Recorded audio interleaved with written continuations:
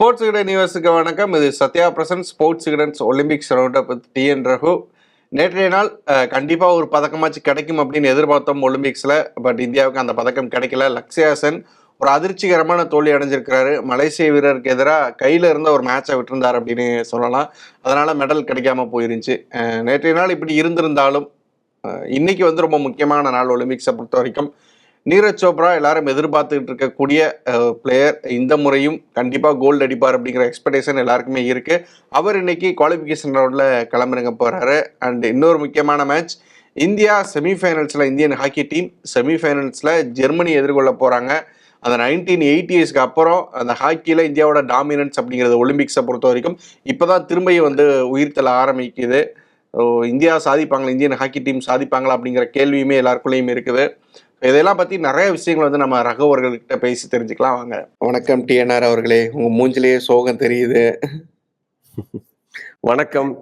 ரொம்ப ரொம்ப வருத்தமான ஒரு நாளுங்க. அதாவது நேத்தி மாதிரி ஒரு சோகமான நாள் இந்த ஒலிம்பிக்ஸ் நம்மளுக்கு கிடையாதுன்னு நினைக்கிறேன். லக்ஷயா சென் ரொம்ப எக்ஸ்பெக்ட் பண்ணோம். கண்டிப்பாக செமிஃபைனலில் போய் ஃபைனல் போவார். விக்டர் ஆக்சல்சனுக்கு அகைன்ஸ்டாவே நல்லா ஃபைட் கொடுப்பாருன்னு எதிர்பார்த்தோம். அங்கே கொடுத்தாரு. பட் அங்கே ஃபைட் கொடுத்த அளவுக்கு பிரான்ஸ் மெடல் மேட்ச்லையும் ஃபைட் கொடுத்துருந்தா மேபி மேட்சை வந்து வின் பண்ணியிருக்கலாம்.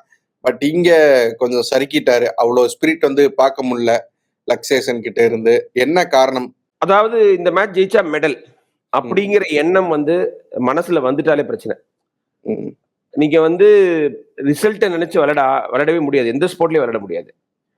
விக்டர் ஆக்சல்சனோட அவ்வளோ நல்லா விளையாடிட்டு, ஏன்னா அவர் ஒரு லெஜெண்ட். அவர் பேக் டு பேக் கோல்டு வாங்கிட்டாரு. ரியோல பிரான்ஸ் வாங்கினவர். அவரோட வந்து நீங்க 3 கேம் பாயிண்ட் வச்சிருந்தாரு இதுல ஃபர்ஸ்ட் கேம்ல. ஸோ அப்படி விளையாடிட்டு நீங்க இந்த மலேசியன் லீயோட அவ்வளோ சூப்பரா ஸ்டார்ட் பண்ணிட்டு 21-13 ஜெயிச்சுட்டு அப்புறம் செகண்ட் கேம்ல 8-4 லீட். இதோட என்னங்க வேணும்? அங்கதான் இந்த கில்லர் இன்ஸ்டிங்க்ட் வேணும். ரிலாக்ஸே பண்ண முடியாது. நம்ம பேட்மிண்டன்ல நினைக்கலாம், ஷூட்டிங்லாம் வந்து ரொம்ப அக்யூரேட்டா ஷூட் பண்ணிக்கிட்டே இருக்கணும், ஜெயிக்கணும். பேட்மிண்டன் நம்மளுக்கு நிறைய ரேலிஸ் வருதுன்னு.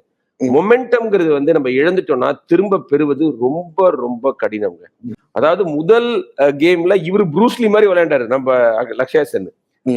அதுல இருந்து அவரை ப்ரூஸ்லி மாதிரி விளையாட விட்டாரு.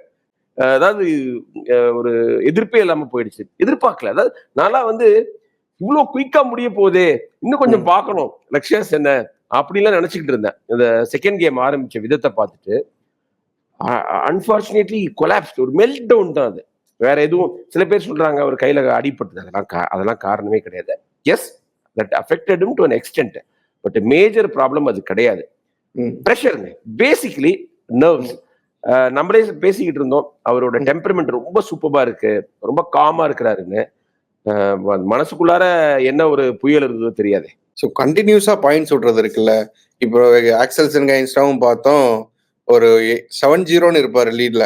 அதுக்கப்புறம் பார்த்தா ஆக்சல்சன் ஒரு 10-15 பாயிண்ட் டக்குன்னு எடுத்துட்டு கண்டினியூஸாக போவார். இவர்கிட்ட அவரை ஸ்டாப் பண்ணவே முடியாது. நேற்றும் அப்படிதான் பார்த்தோம். அந்த ஃபர்ஸ்ட் செட்டுக்கு அப்புறம் பார்த்தா இவர் ரொம்ப டாமினண்டா ஆட ஆரம்பிச்சாரு. மலேசியன் பிளேயர் கண்டினியூஸாக பாயிண்ட்ஸ் எடுக்க ஆரம்பிச்சாரு. இவரால் ஸ்டாப் பண்ணவே முடியல. அந்த இடங்கள்ல என்ன மிஸ்டேக் பண்றாரு? அப்படி கண்டினியூஸா பாயிண்ட்ஸ். அதாவது நீங்க ஆக்சல்சனோட எனக்கு நம்பிக்கை குறைவாக தான் இருந்தது. முதல் கேம் கூட லக்ஷயா சென் ஜெயிச்சிருந்தாலும் கஷ்டம். ஏன்னா அந்த மாதிரி கிளாசி பிளேயர் அவர். ஆனா இவரு அப்படி இல்லை. லீ வந்து அவரே வந்து மென்டலி ஸ்ட்ரகிள் பண்ணிட்டு இருந்ததா எனக்கு தோணுது. மலேசியன்ஸ்லாம் பெரிய மென்டல் ஸ்ட்ரென்த் கிடையாதுங்க. என்னை பொறுத்த வரைக்கும் மலேசியன் இந்தோனேஷியன்ஸ்லாம் வந்து பீட்டபிள்.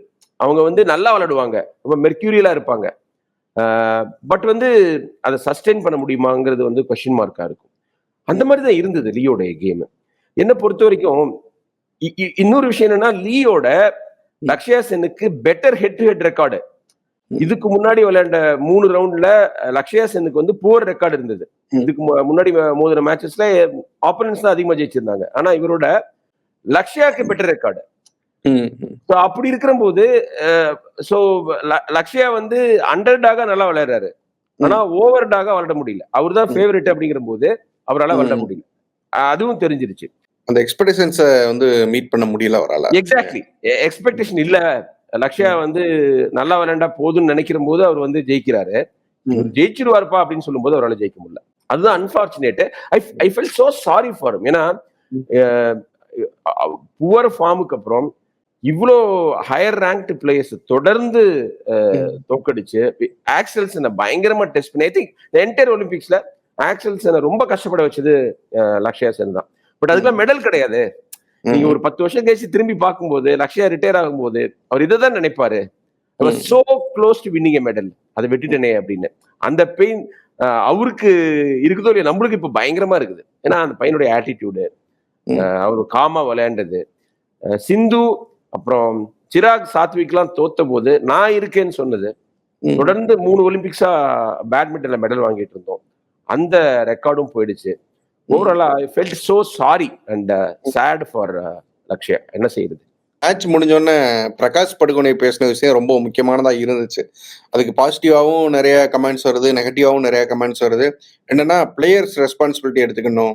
நீங்க இன்னும் எவ்வளவு நாளைக்கு தான் வந்து ஃபெடரேஷன்ஸையும் கவர்மெண்ட்டையுமே குறை சொல்லிட்டு இருப்பீங்க? உங்களுக்கு தேவையானது எல்லாத்தையும் நாங்க கொடுத்துருக்குறோம், அதுக்கு தகுந்த ரிசல்ட்டை கொடுங்க, கொடுத்துட்டு நீங்க உங்களுக்கு தேவையானதை கேளுங்க அப்படிங்கிறாரு.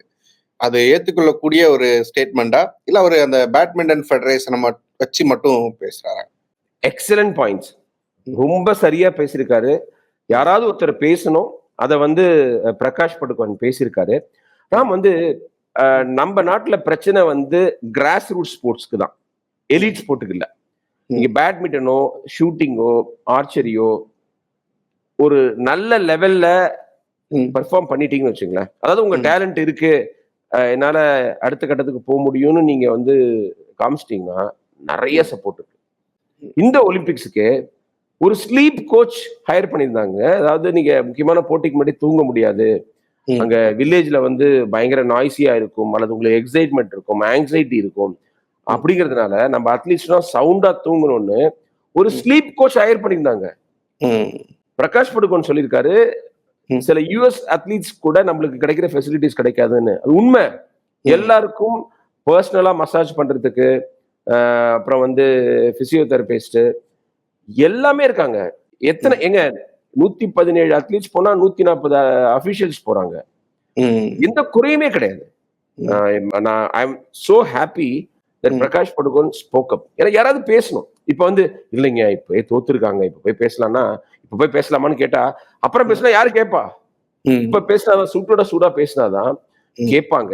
தப்பு கிடையாதுங்க. அதாவது நம்ம இந்தியாவில ஒரு பிரச்சனை இருக்குது, உண்மையை வந்து யாராவது பேசினா அவங்கள வந்து கிரிட்டிசைஸ் பண்றது. பிலோ த பெல்ட் தான் நீங்க வந்து யாரையுமே கிரிட்டிசைஸ் பண்ணக்கூடாது. வேணும்னே விட்டுட்டாங்க அல்லது வந்து இந்த மாதிரி வந்து அவங்க மேல அபாண்டமா பழி சுமத்தக்கூடாதே தவிர, இவங்க நல்லா விளையாடல, மென்டல் ஸ்ட்ரென்த் இல்ல, இன்னும் பெட்டரா ப்ரிப்பேர் பண்ணிருக்கலாம், இதெல்லாம் வந்து சொல்றதுக்கு உரிமை இருக்கு. எல்லாருக்குமே உரிமை இருக்கு. பிரகாஷ் படுகோன் மாதிரி ஒரு அச்சீவர் இல்ல, நம்மளுக்கு கூட உரிமை இருக்கு. ஏன்னா நம்மளோட டாக்ஸ் பேஸ் மணில தான் அது அவங்க போறாங்க. சிந்துவே எடுத்துக்கங்க, இந்த ஒரு 3 இயர்ஸ் இருந்தது டோக்கியோக்கும் பாரிஸ்க்கும். அவங்களுக்கு வந்து அந்த ஃபயர் இருந்துன்னு வச்சுங்களேன். நான் வந்து ஒரு 3 ஒலிம்பிக்ஸ்ல மெடல் வாங்கின ஒரு இண்டிவிஜுவல் மெடல் வாங்கின ஒரு அத்லீட்டா ஆகணும். ஏற்கனவே வந்து சுஷில்குமார் 2ல வாங்கிட்டாரு, அதையும் தாண்டணும் அப்படிங்கிற மாதிரி ஒரு வெறி இருந்துன்னு வச்சுங்களேன். நிறைய சாக்ரிஃபைஸ் பண்ணிருப்பாங்க இல்லையா.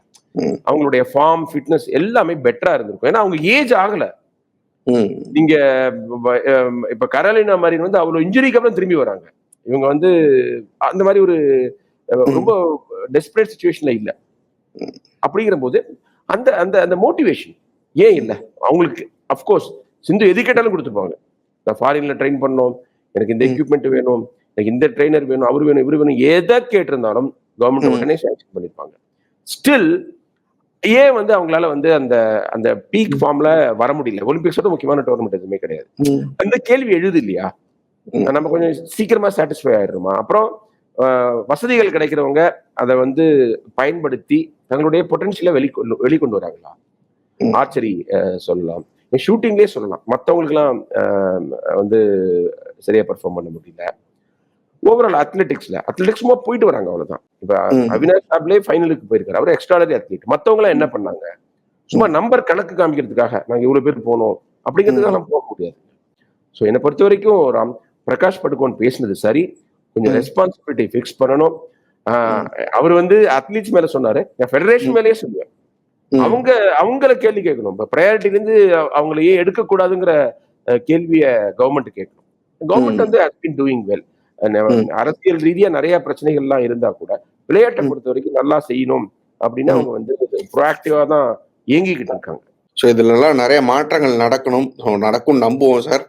ஆனால் நேற்று இன்னொரு மேட்ச் ரொம்ப இன்ஸ்பைரிங்கான ஒரு மேட்ச் நடந்துருச்சு. நிசாத் தாகியா. ஸோ அவங்க வந்து ரெஸ்லிங்கில் 68 கேஜி பிரிவில் வந்து காயம் ஏற்பட்டிருந்த போதும் அந்த மேட்சை வந்து ஃபுல்லாக கம்ப்ளீட் பண்ண நினச்சாங்க. ஒரு லீடில் இருக்கும் போது தான் காயம் ஏற்பட்டிருந்துச்சு. பட் இருந்தாலும் களத்தில் நின்னாங்க. ஸோ அது ரொம்ப இன்ஸ்பைரிங்காக இருந்துச்சு இல்லையா? ஹார்ட் பிரேக்கிங் ராம். அதாவது I felt so bad for her. ஏன்னா 8-1 லீடிங் இருக்காங்க, 90 செகண்ட்ஸ் இருக்கு, குவார்டர் ஃபைனல் மறந்துடாதீங்க. ரெஸ்லிங்ல குவார்டர் ஃபைனல்ஸ், அடுத்தது செமிஃபைனல்ஸ். அந்த செமிஃபைனல்ஸ் ஜெயிச்சுட்டாங்கன்னா 100% மெடல். செமிஃபைனல் தோத்தா கூட உங்களுக்கு பிரான்ஸ் மெடல் பிளே ஆஃப் உண்டு. அவங்க யாரோட மோதுவாங்கன்னா அந்த ரெப்பஷேஜ் ரவுண்ட்ல வரவங்களோட மோதுவாங்க. அவங்க டயர்டாகி வருவாங்க. ஸோ ஜெயிக்கிறதுக்கான வாய்ப்பு இருந்தது.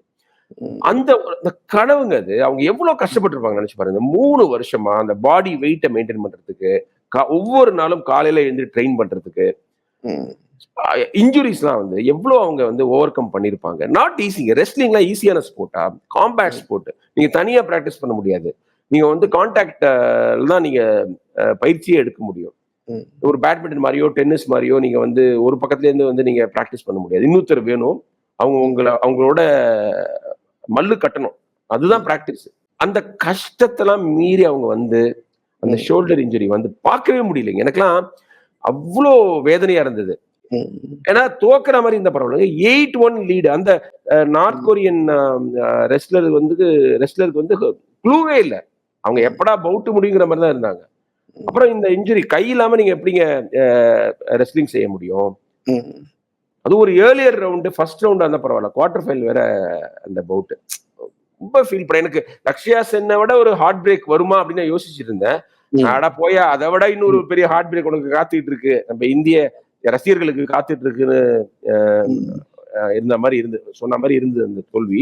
அவங்க வந்து அந்த படியில உட்காந்து அழுத போதெல்லாம் தாங்கவே முடியல. ஏன்னா அவங்க பிளாஷ்பேக் வந்திருக்கும்ல, அவங்க அப்பா அம்மா செஞ்ச சாக்ரிஃபைசஸ், அவங்க செஞ்ச சாக்ரிஃபைசஸ், அவங்களுடைய கனவு. ஏன்னா நீங்க யூ நெவர் நோ, திரும்பி அடுத்த ஒலிம்பிக்ஸ்க்கு 2028 வரைக்கும் நீங்க காத்திருக்கணும். அந்த வேதனைலாம் அவங்க முகத்துல தெரிஞ்சுது. ஒரு கையறு நிலையில அவங்க கோச்சஸும் இருந்தாங்க.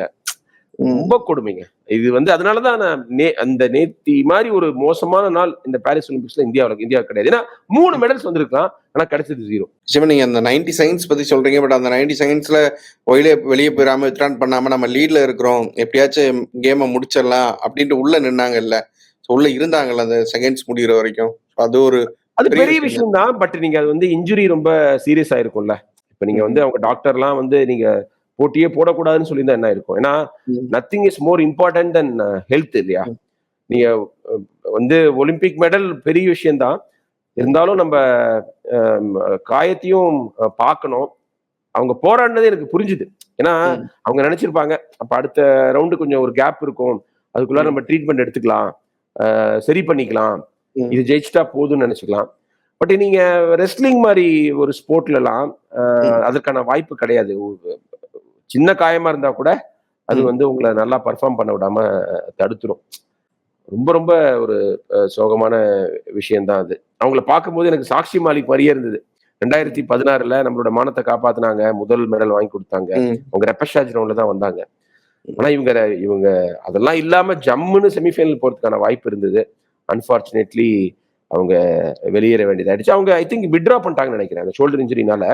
ஃபார் எக்ஸாம்பிள் அந்த நார்த் கொரியன் ஃபைனல் வரைக்கும் போனா இவங்களுக்கு இந்த ரெப்பஷேஜ் ரவுண்ட்ல அடுத்ததுக்கு போகலாம். பட் அந்த நார்த் கொரியன் முதல்ல நான் ஃபைனல் போவாங்கன்னு நினைக்கல. பட் இவங்களுக்கு ஃபைட் பண்ற உடல்நிலையும் இல்லைன்னு நினைக்கிறேன். இன்னொரு ஹார்ட் பிரேக் வந்து அந்த ஸ்கீட் ஷூட்டிங்ல ஃபைனல்ஸ் வரைக்கும் போனாங்க. நம்ம பெருசா அதை பத்தி எல்லாம் பேசாமலே இருந்தோம். ஏன்னா பெரிய எக்ஸ்பெக்டேஷன்ஸ் அவங்களை சுத்தி உருவாகாம இருந்துச்சு. பட் அந்த பிரான்ஸ் மெடல் மேட்ச் வரைக்கும் போனாங்க. ஸோ அந்த பிரான்ஸ் மெடல் மேட்ச்ல தோல்வியை தழுவி இருக்கிறாங்க. நெருங்கி வந்தா தோத்துருக்காங்க.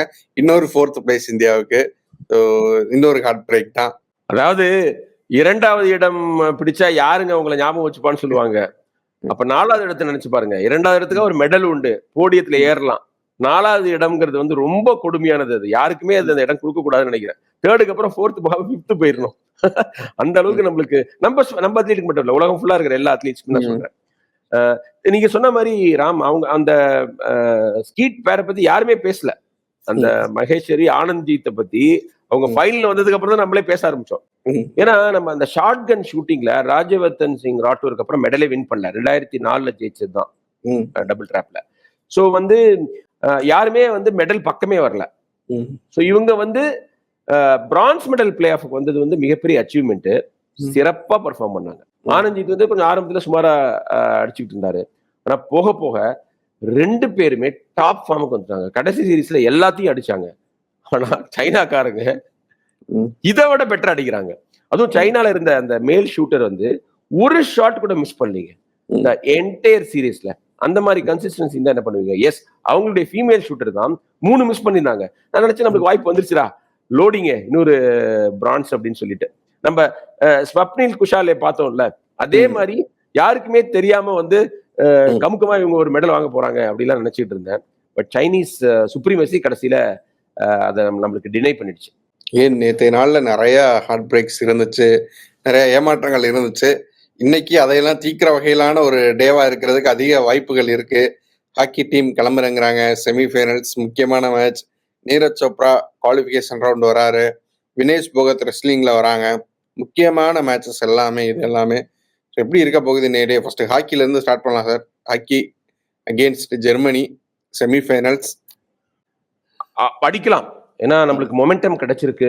the entire country is behind the team. அதாவது ஒரு ஹாக்கி அணிக்கு பின்னாடி வந்து இவ்வளோ ஆதரவு திரளும் அப்படின்னு நான் எதிர்பார்க்கல இந்த ஒலிம்பிக்ஸ்ல. அந்த மாதிரி ஒரு ஹீரோயிக் பர்ஃபார்மன்ஸ் கொடுத்துருக்காங்க குவார்டர் ஃபைனல்ல. ஜெர்மனியை பீட் பண்ணா நம்மளுக்கு மெடல் கன்ஃபர்ம்டு, அந்த கவலை கிடையாது. அது வந்து மினிமம் சில்வர் மெடல் கிடைச்சிடும். நம்மளால பீட் பண்ண முடியும். ஏன்னா வந்து ஜெர்மனிலாம் ஒரு காலத்துல தொடவே முடியாத அணிலாம் இருந்தது. இப்போ அப்படிலாம் கிடையாது. அவங்க வந்து கோல்டு மெடல் வாங்கியே ரொம்ப வருடங்கள் ஆயிடுச்சு. நம்ம வந்து அதே ஸ்பிரிட்டோட, பிரிட்டனோட விளையாண்ட ஸ்பிரிட்டோட விளையாண்டா ஜெர்மனியை தோற்கடிக்க முடியும். இவங்களுக்கு இன்னும் நல்ல மோட்டிவேஷன் வரணும். ஏன்னா பெல்ஜியம் போயிட்டாங்க, ஆஸ்திரேலியா போயிட்டாங்க. நம்ம ஜெர்மனியை தோற்கடிச்சா ஃபைனல்ல கூட ஜெயிக்க முடியும். ஏன்னா அந்த பக்கம் இருக்கிறது வந்து நெதர்லாண்ட்ஸும் ஸ்பெயினும், அவங்களையும் நம்ம பீட் பண்ணலாங்கிற ஒரு நம்பிக்கை வரும். ஆனா ரொம்ப கால்குலேட் பண்ணக்கூடாது. இது செமிஃபைனல், அடுத்தது ஃபைனல், அடுத்தது கோல்டு அப்படிலாம். One match at a time. நான் சொல்றேன், அதை வந்து நீங்க வந்து ஒரு மோட்டிவேஷனா கூட எடுத்துக்கலாம். ஃபீல்டு ஓப்பன் அப் ஆயிடுச்சு, டாப் டீம்ஸ்லாம் இல்ல. ஏன்னா நீங்க வந்து போன முறையே பிரான்ஸ் வாங்கிட்டோம். முன்னேற்றம் வரணும்ல, ஒரு சில்வரோ கோல்டோ வரணும் இல்லையா? அதற்கான வாய்ப்பு கிடைச்சிருக்கு, அதை பயன்படுத்திக்கணும். அருமையா விளையாண்டாங்க. அந்த அமித் ரோஹிதாஸ் வெளில போனதுக்கு அப்புறம் அந்த டீமுடைய ஃபைட் பேக் வந்து காலமா எல்லாருமே ஞாபகம் வச்சுப்பாங்க. 30 வருஷமா 40 வருஷமா ஹாக்கி பாக்குறவங்கலாம் நாங்க பார்த்ததுலேயே பெஸ்ட் மேட்ச்னு சொல்றாங்க. ஒலிம்பியன் வீரேன் ரஸ்கியூ சொல்றாரு. ஹாக்கி ஹிஸ்டாரியன் நம்ம ஒரு தமிழர் டெல்லியில இருக்காரு, திரு ஆறுமுகம், அவர் சொல்றாரு, இந்த மாதிரி நான் ஒரு ஃபைட்டிங் பார்த்தது இல்லைன்னு. மக்கள் மனசெல்லாம் கொள்ள அடிச்சிருக்கிறாங்க. இப்ப அடுத்தது காலி பண்ண வேண்டியது ஜெர்மனிய. எஸ், நீங்க சொன்ன மாதிரி வினேஷ் போகத் வராங்க. வினேஷ் போகத் வந்து அவங்க கதை தெரியும். பிரிஜ்பூஷன் சரண் சிங் எதிராக போராடினாங்க. அதனால அவங்க கட்டாயமா மெடல் வாங்கணும்னு நான் ஆசைப்படுறேன். வந்து அது வந்து ஒரு மெசேஜ அனுப்பும். ஆனா அவங்க மோத போறது ஜப்பானுடைய டாப் சீடு. அது வந்து கஷ்டமா இருக்க போகுது. அந்த டாப் சீடோட மோதுறது வந்து அந்த போட்டி முதல் போட்டியா அவங்களோடங்கிறது கஷ்டமா இருக்க போகுது. ஆனா அது இன்னொரு வாய்ப்பு. அந்த டாப் சீடுங்கிறவங்க ஃபைனல் போறதுக்கான வாய்ப்பு இருக்கு. இன்கேஸ் வினேஷ் தோத்தா அப்படின்னா இவங்களுக்கு ரெப்பஷேஜ் ரவுண்ட்ல வாய்ப்பு கிடைக்கும். ஸோ இவங்க வந்து பிரான்ஸ் மெடல் வாங்குறதுக்கான ஒரு கதவு திறக்கும். ஸோ ஒரு கதவு முன்னா இன்னொரு கதவு திறக்கும். நம்ம வந்து பெருசாவே ஆசைப்படுவோமே, டாப் சீடை தோக்கடிச்சு இவங்க வந்து அடுத்தது குவார்டர் ஃபைனல் போவாங்க, கோல்டு மெடல் மேட்ச்க்குலாம் போவாங்கன்னு நினைப்போம். ஏன்னா அந்த மாதிரி எக்ஸ்பீரியன்ஸ் இருக்கு. இப்போ நீங்க நிஷா தஹியா இன்ஜுரி மாதிரி 2016 ரியோல இவங்களுக்கு இன்ஜுரி இருந்தது வினேஷ் போகத்துக்கு. அவங்க வந்து 3வது ஒலிம்பிக்ஸ் வந்து விளையாடுறது எல்லாமே பெரிய சாதனைங்க.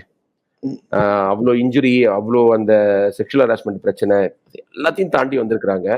அப்புறம் வெயிட்டை குறைச்சு அவங்க வந்து இன்னொரு கேட்டகரி போய் எவ்வளோ தியாகங்கள் பண்ணியிருக்காங்க. எல்லாம் அந்த மெடலுக்காக தான். ஏன்னா அவங்க எல்லா ஈவெண்ட்லயும் மெடல் அடிச்சுட்டாங்க. ஒலிம்பிக்ஸ்ல மட்டும்தான் வினேஷ் போகத்துக்கு மெடல் இல்லை.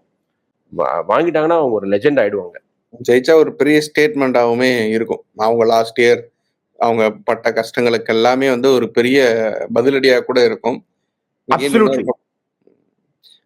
ஜாவ்லின் த்ரோ ஸ்டார்ட் ஆகுது. 2 பேர், கிஷோர் ஜெயனா அண்ட் நம்மளோட நீரஜ் சோப்ரா 2 பேரும் களமிறங்க போறாங்க குவாலிஃபிகேஷன் ரவுண்ட்ல. 32 பேர் கலந்துக்கிறாங்க. இந்த குவாலிஃபிகேஷன் ரவுண்ட் எப்படி சார் இருக்கும்? இதுல இருந்து எத்தனை பேர் அடுத்த ரவுண்ட் ஃபைனல்ஸ் குவாலிஃபை ஆகுறாங்க? வந்து இப்போ 12 பேர் வந்து அடுத்த ரவுண்டுக்கு போவாங்க. இது குவாலிஃபிகேஷன்லாம் should not be a problem for Neeraj. வந்து அவரை பொறுத்த வரைக்கும் அவர் ஒரு வேற லீகுக்கு போயிட்டாரு. ம். நீங்க இப்ப அந்த போல் வால்ட்ல பாத்துருப்பீங்க, ம். டூப்ளான்டிஸ் சொல்லிட்டு மாண்டோ அப்படின்னு ஒரு வேர்ல்டு ரெக்கார்டு செட் பண்ணாரு. அந்த மாதிரி வந்தா ஏதோ நடக்கும், வேர்ல்டு ரெக்கார்டு வரல, பட் வந்து மெடல் கன்ஃபார்ம்ங்கிற லெவலுக்கு போயிட்டாரு. அவர் கன்சிஸ்டண்டா ப்ரூவ் பண்ணிட்டாரு. ஸோ குவாலிஃபிகேஷன் வந்து ஒரு பெரிய பிரச்சனை கிடையாது, ஃபைனல் வந்துருவாரு. ஆனால் யூரோப்பியன் கண்டிஷன்ஸ்ல javelin throwers from other countries, especially Europe வந்து நல்லா பண்ணுவாங்க. டோக்கியோட நல்லா பண்ணுவாங்க. அதெல்லாம் அவர் கேர்ஃபுல்லா இருக்கணும். இது டோக்கியோல கோவிட் இருந்தது, நிறைய பேருக்கு வந்து மென்டலி அஃபெக்டடு. அப்புறம் வந்து ப்ரிப்பரேஷன்லாம் சரியா இல்லை, டோர்னமெண்ட்ஸ்லாம் சரியா இல்லை, மீட்ஸ்லாம் இல்லை. பட் இப்போ அப்படி கிடையாது, நார்மல் ஆயிடுச்சு. பிரான்ஸ் ஹாட்டா இருந்தாலும் ஜெர்மனிக்கு பக்கத்துல, மற்ற கண்ட்ரிஸ்லாம் பக்கத்துலேயே இருக்கிற நாடு, உங்களுக்கு ஹோம்சிக்கா கூட இருக்காது, ட்ரெயின்ல கூட வீட்டுக்கு போயிடலாம்.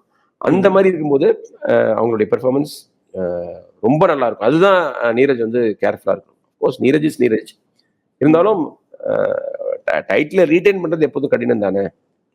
Reaching the top is easier then staying தேர்பாங்கல்ல.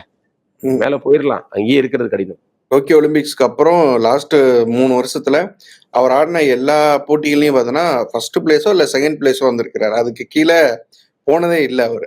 So அந்த கன்சிஸ்டன்சி தான் மேட்டர் அப்படின்னு நினைக்கிறேன். கரெக்டா சொன்னீங்க. அதாவது அது வந்து ஏதோ ஒரு த்ரோல ஜெயிச்சிட்டோம் அப்படிலாம் இல்லாம, I am the real deal அப்படிங்கிறத நிரூபிச்சிருக்கிறாரு. தொடர்ந்து நிரூபிச்சுக்கிட்டே இருக்காரு. அது வந்து அவருடைய குவாலிட்டியை காமிக்குது, அவர் எவ்வளவு பெரிய கிரேட் அத்லீட்டுங்கிறத காமிக்குது. ஒரே ஒரு விஷயம் தான் அவர் கேர்ஃபுல்லா இருக்கணும், ஒலிம்பிக்ஸோட மேஜிக்ங்க. நீங்க எத்தனை வேர்ல்ட் சாம்பியன்ஷிப் வேணா ஜெயிச்சிருக்கலாம், மற்ற அத்லீட்ஸ்க்கு சொல்றேன், அவங்களுடைய பேர்னிங் டிசைர் வந்து ஒலிம்பிக்ஸ்ல ஜெயிக்கணும் அப்படிங்கிறது மற்றவங்களையும் புஷ் பண்ணும் இல்லையா. இப்போ நீரஜை வந்து 2020 டோக்கியோல புஷ் பண்ண மாதிரி மற்றவங்களுக்கும் அது ஒரு மோட்டிவேஷனா இருக்கும். ஸோ அவங்க வந்து 90 தாண்டி போட்டாங்கன்னு வச்சுங்களேன், it's going to be tough for him. அந்த அந்த ஒலிம்பிக்ஸ்க்காக ரைஸ் பண்றது கேம், அந்த மாதிரி நிறைய பேர் பண்றாங்க, நான் பார்த்துட்டு இருக்கோம். இதுக்கு முன்னாடியே யான் எலஸ்னின்னு சொல்லிட்டு ஒரு செக் ரிப்பப்ளிக் வீரர் தான் வந்து ஒலிம்பிக்ஸ் லெஜெண்ட். அவர் வந்து யூரோப்பியன் சாம்பியன்ஷிப்ல எல்லாம் வந்து கிரேட் பிரிட்டனை சேர்ந்த ஸ்டீவ் பேக்லி கிட்ட தோத்துருவாருங்க. யூரோப்பியன் சாம்பியன்ஷிப் எப்போதுமே பேக்லி தான் ஜெயிப்பாரு. ஆனா ஒலிம்பிக்ஸ்னு வந்ததுன்னா இவர் தான் அடிப்பார். ஸோ அது அந்த மேஜிக் வேணும். அதே மாதிரி அல் ஓட்டர் அப்படின்னு சொல்லிட்டு ஒரு இவர் டிஸ்கஸ் த்ரோவர் இருந்தார் யூஎஸ்ல, 4 மெடல் ஜெயிச்சாருங்க தொடர்ந்து ஒலிம்பிக்ஸ்ல. ஒலிம்பிக்ஸ் போகும்போது இவர் வந்து பெஸ்ட் ஃபார்ம்ல இருக்க மாட்டாரு, வேர்ல்ட் ரெக்கார்டு வேற யாராவது வச்சிருப்பாங்க.